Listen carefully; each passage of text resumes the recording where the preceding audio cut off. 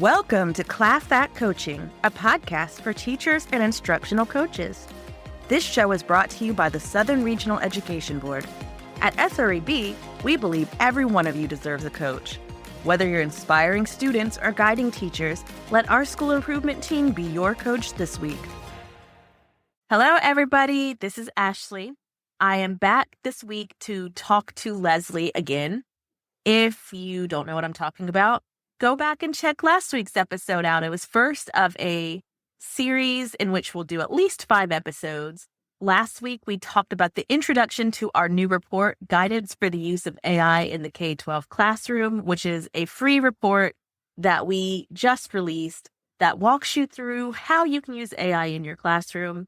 In the introduction, we learned a little bit about the report, but we also got some tips that you can use even if you haven't seen the report and have no interest in looking at it. So still go back and listen to that episode. The report is built around 4 different pillars, and in each of the next episodes, we'll be going over each of those pillars in depth. This week, Leslie joins me to talk about Pillar 1, which is on how to design cognitively demanding tasks that you can use with your students. So I'm going to take it over to Leslie now. Hi, Leslie. Hi, Ashley. Welcome back. Thank you for coming back for week 2. Glad I didn't scare you away. Thank you. So last week, you came in and you talked about the introduction just to your report in general and what it is and how it kind of benefit teachers. But we want to talk in depth about each pillar and what it means for teachers and what it means for students in the K-12 classroom, what it means for K-12 in general. And so this week, we're going to talk about Pillar 1, which is cognitively demanding tasks. Can you talk more in depth about what that means and how you came up with it? Sure. And I would say, I did say that none of the pillars are more important than any of the others. But as the project-based learning program director for SREB, this is probably my favorite. And this is probably the one that I live in the most often in my work. So pillar 1, just to kind of recap, is use AI-infused tools to develop more cognitively demanding tasks that increase student engagement with creative problem solving and innovative thinking.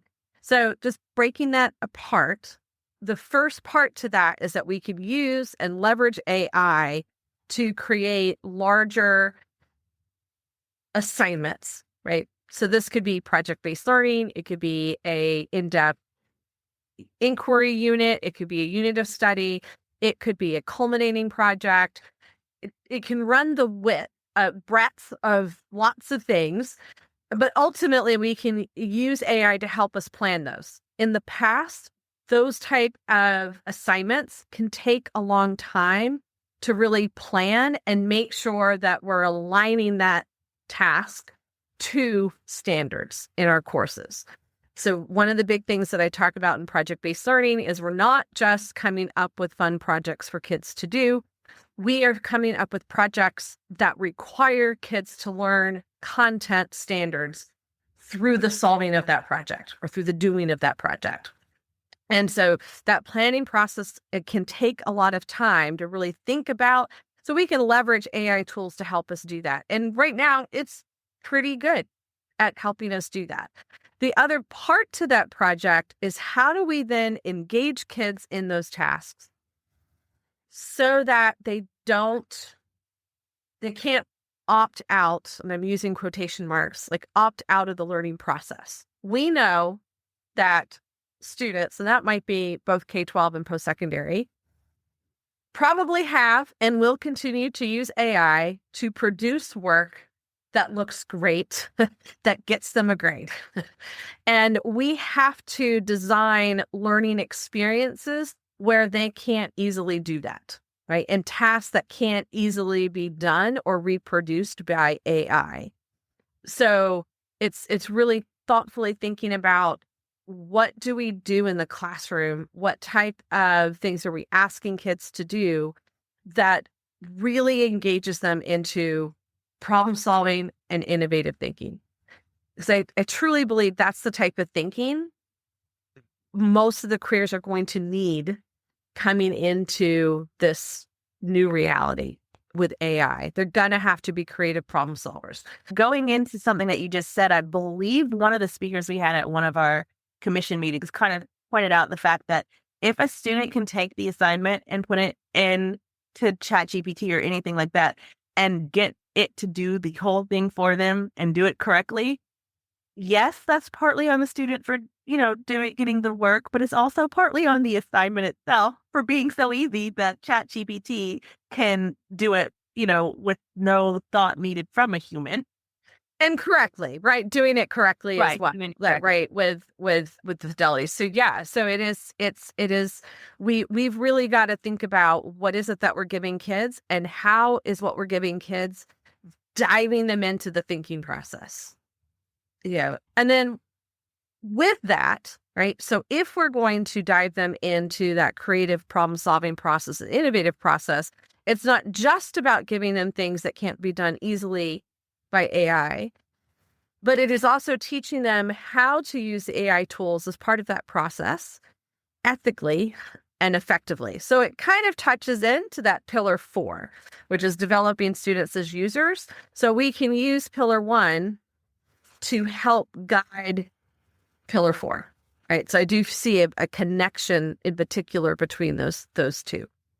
So I think that's a good place to point out, because you're talking about multiple of the pillars, and we're only talking about pillar 1 today. I know they're connected, and that's fine. I'm just saying that for anybody listening, it's a good place to point out that this report is a free report. You can find it in the show notes. You can find it on our website. You don't even need to fill out any kind of contact form. So as we're talking about it, you can use it. This episode is supposed to help you understand it and help you understand the pillars and how they're going to benefit you. And if you don't have time to read it, you can get some advice from it. But we're not selling you anything. We're not. This is not a sales tool here. It's just a companion piece to the free report. Use and follow along with. So as we reference other pillars, if you have the report with you, if you're driving, just know that you can go look at the report later. Well, I might be trying to sell people on project-based learning in general, but that's not something that you buy into. That's just something that I really want to see more classrooms embrace and do. But I will say that is my bias. That I will freely admit that. It's different. That's fine. We can sell you on that, because I agree that project-based learning is great. We've done some episodes on project-based learning, and I agree. If you're not embracing project-based learning in your classroom, investigate more. Why aren't you? Let's try it. Just email me. I got ideas. Okay. All right. So how about a good place to kind of get into this maybe would be an example. Do you have an example maybe of an assignment that was improved through this process, or just a really good assignment that uses the concepts of pillar 1? Sure. So in a school that I work with here in North Carolina, they're a K-8 school, and they are project-based learning in nature. So every quarter, the students will engage in some type of project-based learning experience. And I believe it was the 3rd grade teachers were trying to revise a project that they've done around community. So they've had stuff in the past, and they're wanting to kind of change it around a bit and to make it more meaningful, or making sure that it's supporting the standards. So they actually put in the prompt. I actually think with the principal may have also helped them. They put in the prompt, and it gave them a nice sort of like, here's a problem statement, and chunked the project into different phases that gave a nice starting point for what a community-oriented, like a project could be to help support students to understand like parts of a community. And I may be getting that wrong because it was earlier, it was in the fall semester, and a lot has happened since then.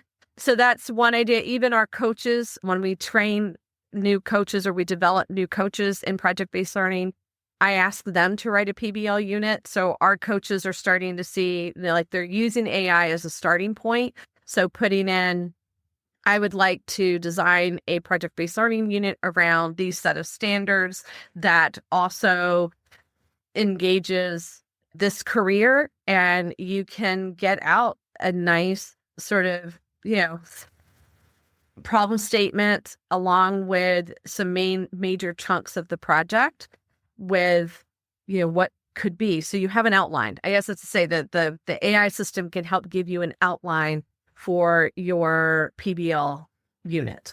I think it's important that when you're doing that, always be considerate of the standards that you want kids to learn from this and make that as part of your prompt in the AI system.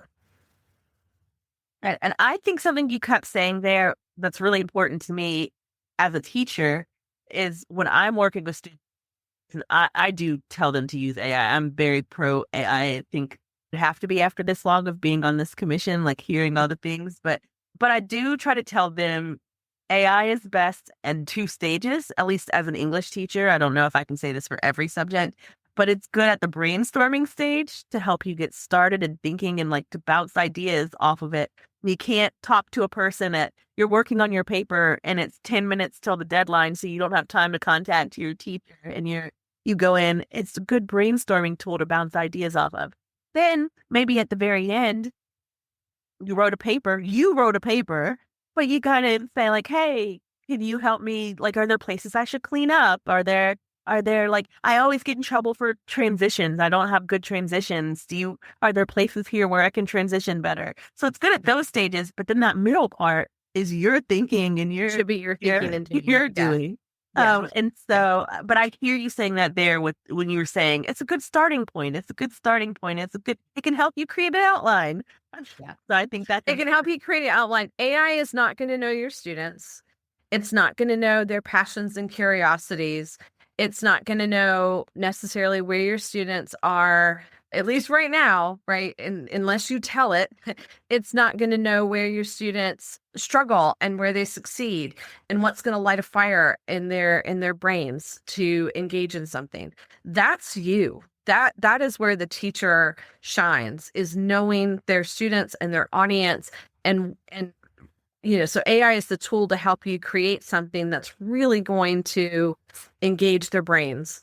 And I would say, and so carrying your analogy, right, it helps us start thinking about it. The teacher still needs to thoughtfully plan those lessons, but it can be a way to generate the worksheets, the activities, the reading, the targeted reading. Like, hey, I have an article that I love, but it's at a 12th grade reading level and I'm working with 8th graders, but I want the content to come down to them. You can use AI to help, rewrite it so that it's at a 8th grade reading level. So it's more, so students can access the information in an easier way. So it can help create those middle tools that help make the learning experience come alive and be more supportive of where the students are in their learning journey. And I think in one of the episodes that we did in the last semester, we talked a little bit about AI and it kind of an example of how to do this where their passions, but you might not know, like, what their passions are, but you might not know anything about that passion. And a good way is, here's the assignment that I created. My students are really into the TV show The Office, but I don't watch The Office. Can you give me some examples that I can use with this assignment that I created that I know is on grade level, that I know is what I want my students to do, that kind of incorporate their interest in The Office? This is a bad example because I know everything about The Office, but assuming I'd never seen it and that's when my students all watch, then it's a good way to kind of, okay, like we can bring in Jim and Pam here and Michael Scott here just to prove that I know the character. Yeah. Like, I don't know any sports references, and a lot of my kids know sports. I do not. I know Star Trek. I know fantasy, but I do not know sports. I know math, but not sports. So so I could be able to create some things like, help me to be able to explain this to somebody that loves sports. Right. So in that situation, yes, it's you knowing the passion of the student, but it's not you having to learn everything about that passion in order to incorporate it into your examples. Yeah. All right. So let's actually, I know you've done this a little bit, but I really want to break it down because I think it's very important. Let's really define cognitively demanding tasks. What do you mean by that?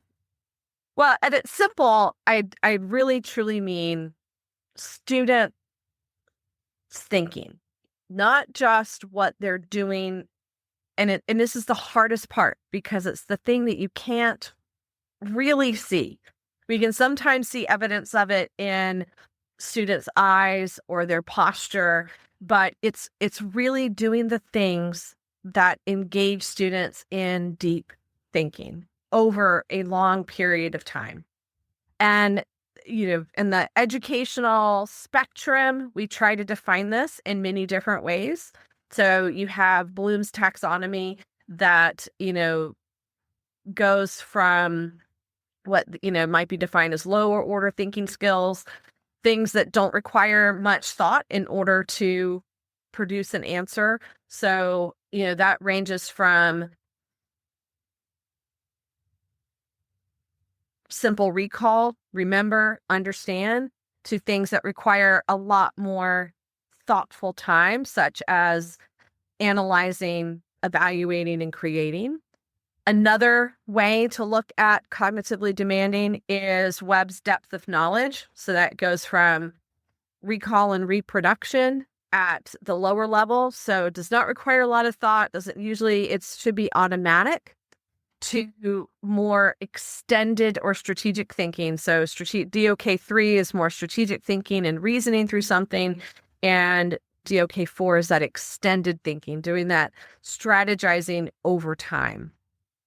In the report, we use Hess's cognitive rigor matrix as a way to define that because it's one of the only tools that I've seen out there that combines Bloom's taxonomy with Webb's depth of knowledge. And what we're trying to do is find tasks or develop tasks that are in that, what we call the bottom quadrant, where kids are analyzing, evaluating, or creating, but they're doing that engaging in strategic thinking and reasoning or extended thinking.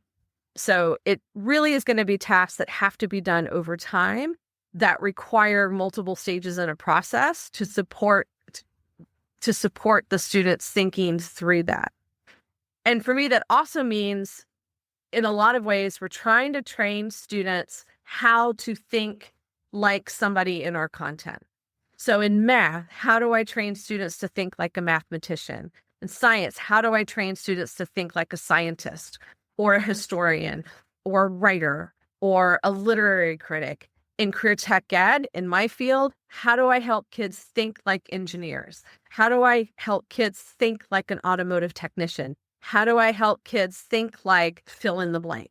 So in our classrooms and disciplines, that cognitively demanding task is all about how are we engaging in the thought process and who do we want students to think like, or what thought process skills do we need them to develop as we're looking forward in their educational and life careers.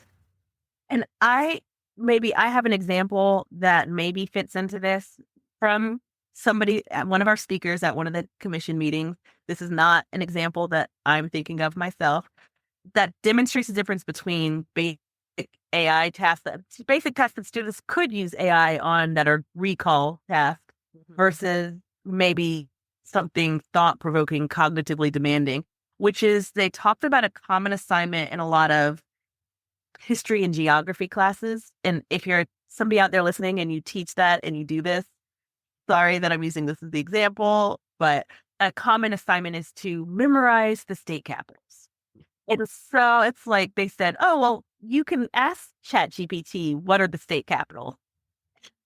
It can answer it. And do you really need to memorize that? Like, is it going to, maybe it helps you use some skills in your brain that utilize memorization, but otherwise, that's something that probably later in your life, you need to know the capital of Montana. You don't have to have it memorized. You can just say, hey, Google, what's the capital of Montana? And it's going to tell you. Oh, it's coming on to tell me now. Hush, Gemini, I don't need you. And maybe a more cognitively demanding task is to ask the class, instead of memorizing the capital, a question about capitals. Like, do you notice any trends in cities that become a capital city? Are there rivers near the majority of them? Are there mountains? Like, why did a city become the capital? Yeah, or you're part of a state legislature and are looking to establish a new capital for your state. What would you recommend and why? And develop a proposal for changing your capital location to another capital location, right? Yeah. So yeah, you can. And so think about the depth of knowledge, the research, the things that would have to happen in order for kids to be able to answer that. Right. Yeah. So that's what we're going for here, is moving away from that just memorization, recall, and moving into these things that are going to require some actual depth of knowledge, some actual thinking. That's what we mean by cognitively demanding tasks. Yes. All right. So going on to the next question here. How can AI help teachers design assignments that do go beyond that recall and the factual answers into these cognitively demanding tasks? Yeah.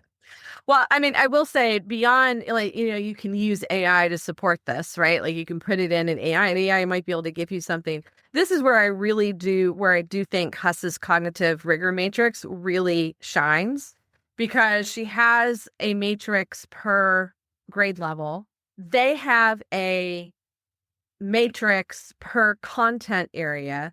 And in the matrix, you can look up sort of the nexus. Let's say I want to try and have a task and this is like not even just using AI, just really thinking about in your classroom, and where I have used it for teachers is, let's say I really want to do something at the DOK level 3 and 4, and I really want it to be around, I really want to drive their creativity or their creation skills, right?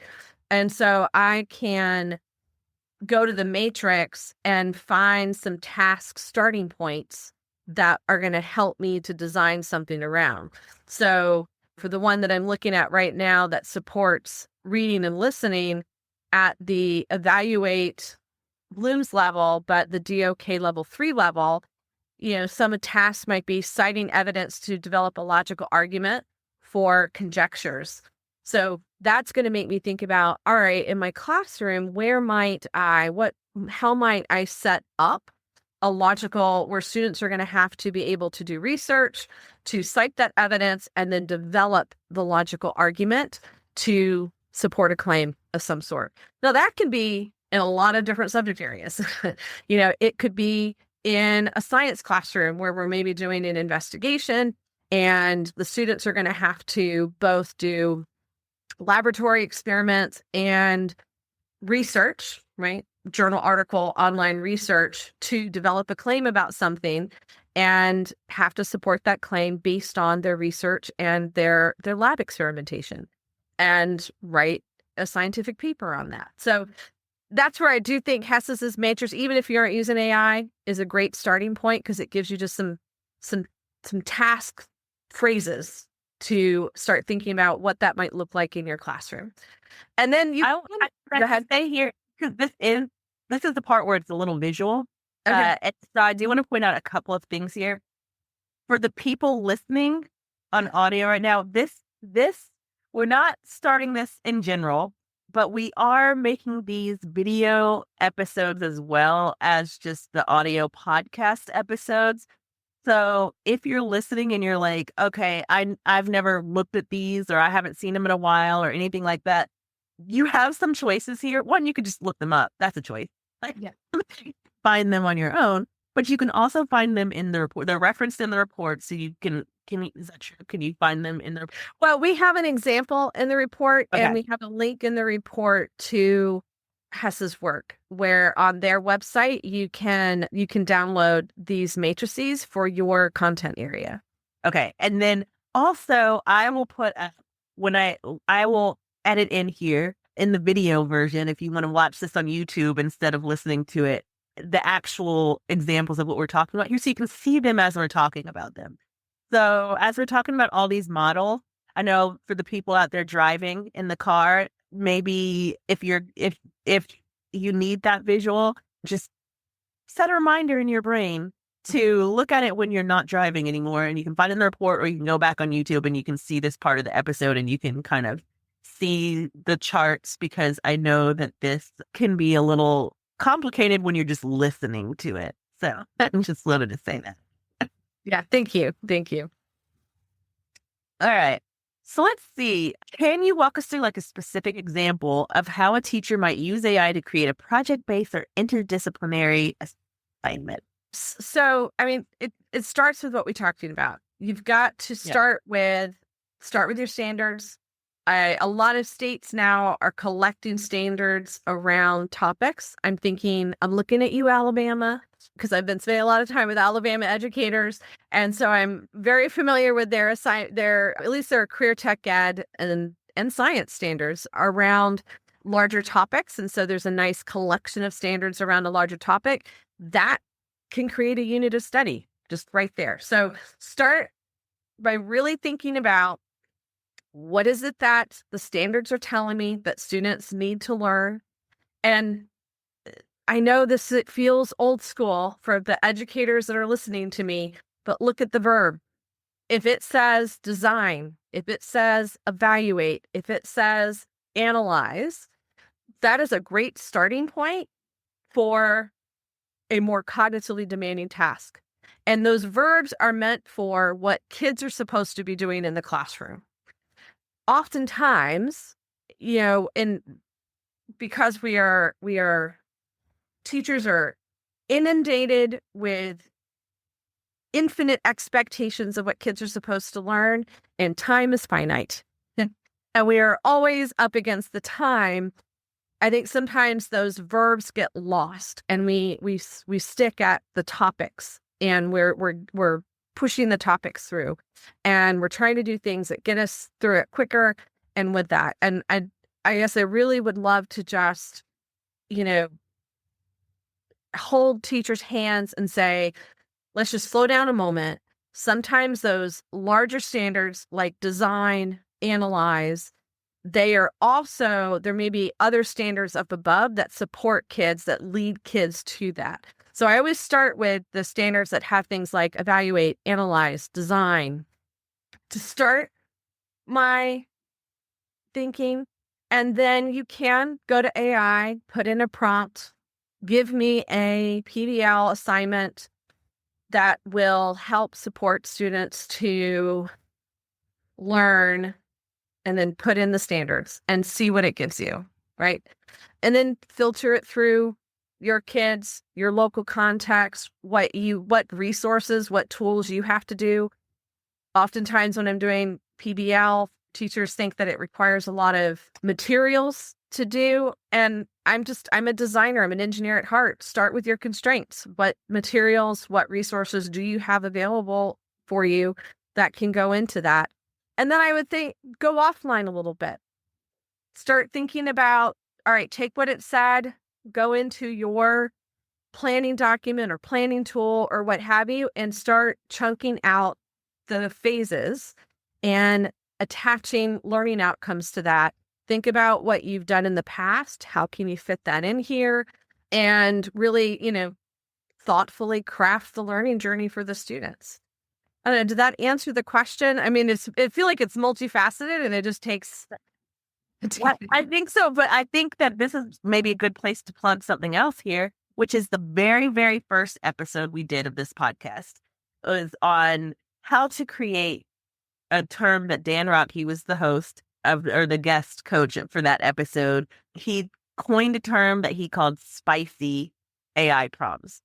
And it sounds a lot like what we're saying here now. So I want it, and I know things change so much in AI, but I think everything we said in there probably still mostly applies, at least, where he talked about how to write a prompt that's going to lead you towards getting a cognitively demanding, he didn't use those words at the time, but same idea, task, an assignment.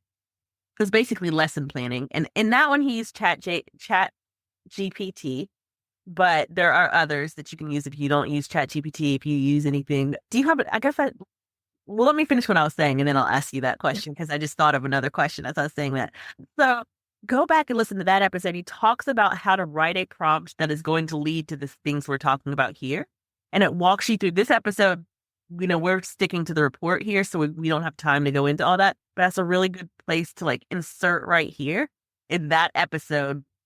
It'll walk you through how to create a prompt that is going to get you a lesson that you can use in your class that is going to do all the things we're saying here today. And that, so I don't think we talked about standards in that episode, but just, apply that. Like when you're writing your prompt, use the standard. And I mean, we might have, I don't remember, it's been a while, but use that standard and use it to create your spicy prompts. Yes. Yes. Yeah, I think the more specificity that you can put in there, the better. What I would say as you were talking, that it also reminded me is, as you're creating and thinking through that learning experience, you want to think about what is it that you want students to do that guides them through the thinking. That's I feel like is the trick, right? If we just give kids the project and let them go, they are going to want to use AI because they don't have any other direction or how to get into it, because we haven't taught them the process. Oftentimes, I think especially at the high school level, we think students should know how to research, take notes, read or understand technical reports. And oftentimes they don't. Nobody has taught them how to do that.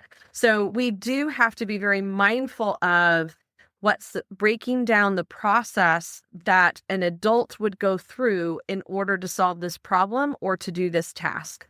And so I'm going to have to probably think about it in terms of my engineering brain right now, but a project that my students would do in my classroom in my civil engineering architecture class was to design a 800 square foot house for a client. And the clients were always teachers who had planning period during my class. So I could send my kids to them to interview and come back. Now, if I just sent my kids to go interview teachers without teaching them how to develop interview questions, the information that they're going to be getting from them isn't going to be helpful. So we have to do something in the classroom that helps them develop interview questions to get at what they need, or I just need to go ahead and provide it for them because I don't have time to go through it. Like, here are your starting interview questions, come up with one or two more, and then they're going to have to go. If I were to just say, and then if I stopped there and then like go and design, I'm also not teaching them the architecture process of design.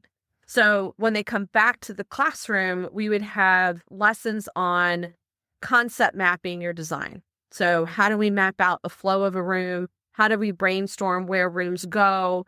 What resources might we use to have a starting understanding of layouts and floor plans? So we may have to guide them through that process. And I do think about online and offline experiences.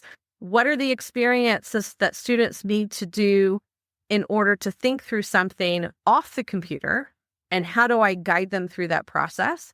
And what are the experiences that they're going to do, and how are they going to use the powerful tools on the computer to support them in that? And then what am I going to give them so that they're guiding them through the process? Another example is doing some type of research or online research. If I just give kids the research questions and ask them to take notes, what you're going to see is students copying and pasting the question into Google or AI, now AI, and then taking the responses, the first response, and copying and pasting it into their notes. And they're like, hey, I've done it. Thank you, teacher. But if I want them to learn from the experience, I might need to provide a graphic organizer, such as an inquiry chart. And what an inquiry chart does is think about, you have questions up at the top. So I'm going to try to be visual. You have questions up at the top, and then each row below the question are spaces for 3 resources. So for my question, I have to look at least 3 resources to answer, to see how they would answer that question. And then I put in my notes. In that phase, students may be copying and pasting, and that's okay, because at the bottom, I'm going to say, based on your research, summarize the answer to the question that best relates to the problem. And they can't necessarily copy and paste that, because that has to be their thinking. So we really do have to be mindful of the structures, the tools, the organizers, the processes that we guide kids through, so that they are using the tools, any tool, efficiently and ethically, and we're also supporting the learning process at the back end. So one thing that all this made me think of is we keep talking about using AI and doing these things, but we all know there are lots of different tools. Are there any, like, how do I know if I should do this in Chat GPT versus Microsoft Pilot versus one of the ones built specifically for teachers? Yeah. Well, I mean, one, it's going to be what your district allows and what's at your disposal. So, I mean, don't do anything on your school computer that you're not supposed to do. So that's going to be my first caution. And what is it that you have access to? And one of the things that we have done to help support this is develop a toolkit for districts to strategically and thoughtfully pick tools for their local system.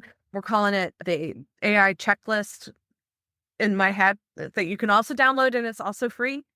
And so there are reasons why, and that could be another podcast of why your district may allow one tool versus the other. So you have your large language models, and those tools are going to be I'm afraid of what I'm about to say. I'm going to say they're mostly created the same. Don't come at me. Not. But, if you're a Google district, you might have Google Gemini at your disposal. If you're a Microsoft district, you might have Microsoft Copilot at your disposal. Those are mostly created equal. They work on prompts. They will get you a good starting point. Magic School AI, no, I have not had a chance to play around with the PBL creator, but they have some things built into it that allow for lesson planning and unit creation. And I've heard from teachers that it gives a great starting point.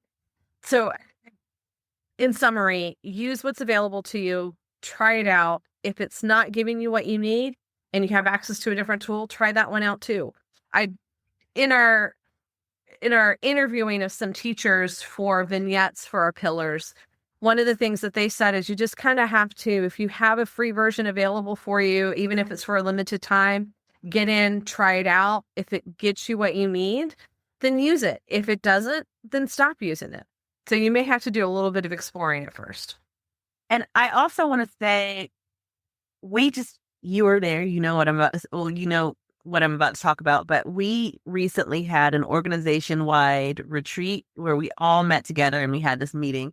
And I don't know if you were in this session with me or not, but in one of them, we're talking about AI and different tools and like what we're allowed to use in our organization. And one of the people in IT was like, oh, well, because we have Google, we all have Gemini, and you can log into your Gemini through your Google and you can have Gemini, the paid account is already paid for free. And I did not know that at all. I was like, what? I've been paying for ChatGPT on my own just to have it, and I could have been using this for free. So what I learned from that, and what I think anybody out there listening might want to do too, is maybe if you don't know what you have in your district, maybe ask. There might be something that you already have access to and you don't even know you have access to it. So yes, ask and see what you have, if anything, and then base your decision off of that. Yeah. What are some of the risks of using AI at all to create these tasks for students, or allowing students to use AI in their work? Yeah. So I think the first, especially in terms of student use, we have to be very careful about having kids use tools where their data privacy is protected and not sold to third parties. And that comes from federal legislation. There may be some district legislation that also helps protect students' personal rights for that. So tools do have to be procured in your districts that support student data privacy. When teachers are using the tools, do not put in student identifiable information into an AI system, period. That's not even a caution. I guess I'm being bossy. Like, don't do that. The other thing is that, you can get is this over-reliance on technology and, always having students on a screen. And so I do think we have to be mindful of when we're asking kids to interact with stuff on a screen and when we need to interact with stuff in real life. An easy example, and this is even like talking about AI, it's just talking about screen use in the classroom. It is so easy to get and disseminate resources, and we don't have to use paper by putting things on Google Classroom and having kids read it. However, there still is something powerful about reading and writing on a text to help analyze a text and understand what a text is saying. So there might be some things that you still want to print out and close down the computers and give kids a protocol for diving into a text and having conversations that don't have screens between students in those conversations, where kids are grouped in a little mini circle or a square and they're interacting with each other and they don't have screens that are separating them. So just being mindful on how we're using technology and really providing time and space in your classroom for thoughtful learning activities that don't require a screen-based technology. I heard say, kind of going to your point there, like if you run a classroom where the power went out for the day and you didn't have any access to any of that technology and you can't run the classroom because everything relies on needing technology, then maybe that's you crossed the line. Yes. Yeah. We might need to be thinking about. I also think about, thinking skills like brainstorming. Brainstorming, works better after you've done some, it could be online research or some actual reading of journals or what have you, and you have the information in your head. But then it actually works better kind of shutting down the screens, grouping together over a large piece of paper and brain dumping or just generating ideas on paper. And I always used to like to tell people also standing up, not having kids sit down, like putting the paper up on a vertical surface or having it around desks, but the chairs are taken away. So we just have to really be mindful of what we're asking kids to do and not can't be everything on the screen. I mean, the other thing to consider in districts is, I think one of the worries is this access and digital divide. As we go in, there are going to be some districts that are able to afford these AI tools and having kids use them, and there are going to be districts who can't. So I think I don't know if that's a caution for teachers, but just a caution that we did address in the article that we need to be mindful of is we want to make sure that we're not widening the achievement gap further because you have some kids who won't have access. And sometimes it's not economics. It might be because the district has a policy that has outright banned AI and because they don't want to go through this conversation yet. They don't want to go through this process yet. And then you're going to have districts that are already embracing it and have done that work. And the kids who are at least interacting with it in some way and learning how to use it ethically, thoughtfully as part of a larger creation process, they're going to be more, in my opinion, economically viable when they graduate because they will have already been able to use it, but also still know how to learn and how to research. And so that's always my caution. Be thinking about how you want students to think in your classroom. It kind of goes back to the beginning of our conversation. What does it look like to think in this content area? How do I support students to develop those cognitive and thinking processes? And AI is just a part of that journey, but it cannot be the end all and be all of that journey. Just like any other tech tool can't be. And I have a question of something you just kind of said. Prepare you for this. So if you don't have anything, that's fine. But let's think about a teacher that works in a district. They're listening to this right now. And they're real fans of it. And they see all the benefits we're talking about here and they want to start using it. But their district is AI is evil, you're not allowed to have it in any way, shape, or form. And they don't want to, we're not going to suggest breaking any rules. We've already said follow what your district says. Do you have any tips on them for maybe like starting the conversation to like maybe convince their district that maybe we can loosen that policy up a little bit? I might give them this report and, just say, hey, this is a new report on how AI can be used within the K-12 classroom. Take a look. Can we explore this further? Or at least having the conversation with your administrator who can then have the conversation with the district. And you may even want to include our AI checklist along with that, because it's not just a checklist of here are 10 things you need to look at when you're looking at an AI system. It's really a process for having a team in your educational context or educational entity to consider at the beginning stages, in the procurement stage, and the implementation stage, and the monitoring and reflection stage, how to choose tools thoughtfully and support teachers in professional development and students in professional development, and evaluate the process and questions you should be asking yourselves along that whole process. So there are resources available to help schools make those decisions.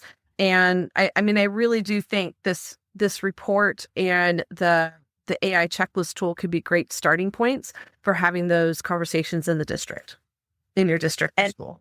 The checklist also include questions you can print out and just give to vendors. Yes. Yeah. You're trying to pick something. So it's very useful. All right. So I do want us to end, but I want us to end on something really practical. So here's my final question for you before we end this episode. What's a small change a teacher could make this week? Well, it's summer, so pretend this is a school week, the first week back from school, to put this pillar into practice.